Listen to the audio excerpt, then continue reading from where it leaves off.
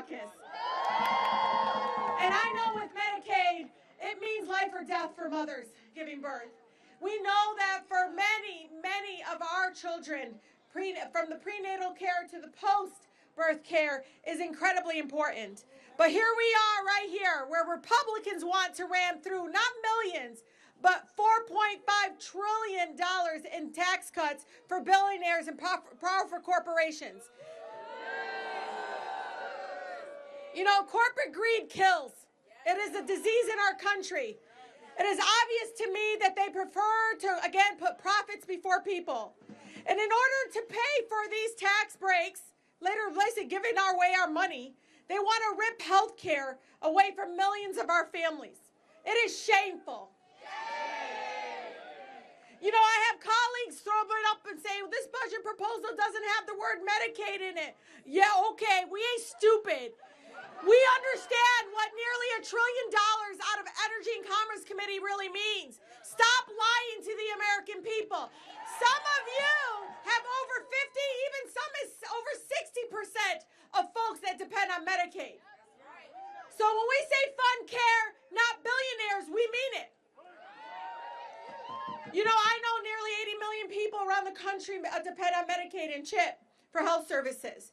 I know so many of our families have been working so hard to combat Black maternal health, infant mortality in our community. I mean, it's like we get a foot in and they pull back.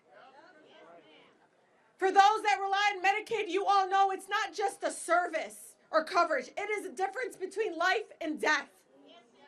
But right now, we all know the future of our Medicaid system is under threat. You know that under the Republican budget, more than 250,000 people alone in my district would be risking that health care coverage they need. You know, they act like we plan to get sick.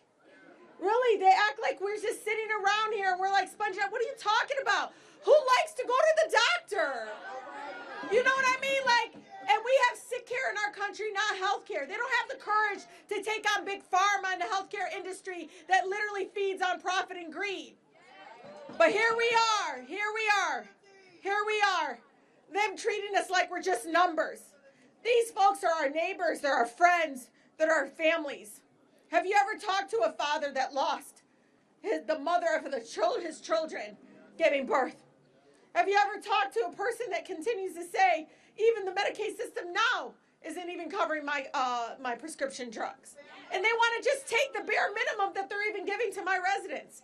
It is shameful. Now, this is where I get emotional. You know, I'm the eldest of 14, mashallah. I'm the eldest of 14. And I've been taking care of people all my life.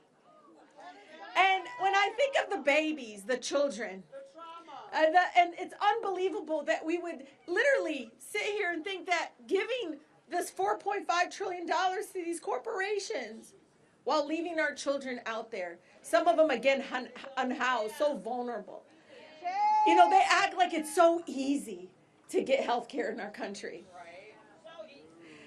It is worse than hard. It is unbelievably immoral and inhumane, our system here. And here they are, trying to fund billionaires, not care. Now, I want you all to make no mistake. This is an American issue. I can tell you every corner, every congressional district has folks right now that are on Medicaid that will be hurt. Even a minor cut. Do you understand? Even a minor change is going to, again, matter of life and death. I've already seen it where folks can't afford their prescription drugs rationing. A mother coming before our committee, twins rationing literally the insulin, losing one of her children at 6 years old. How does a mother live after that? But they do their best. You know this. Many tell me I'm doing my best.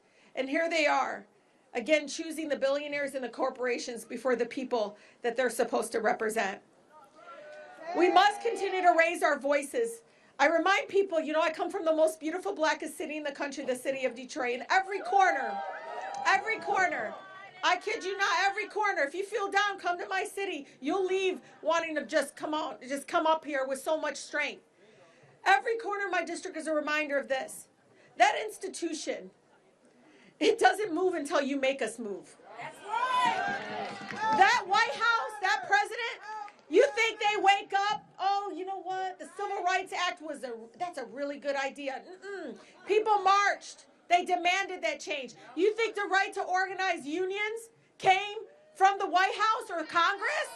No. It's when people withheld their labor. It's when we demanded that change and that protection. People were dying, and they still do at work.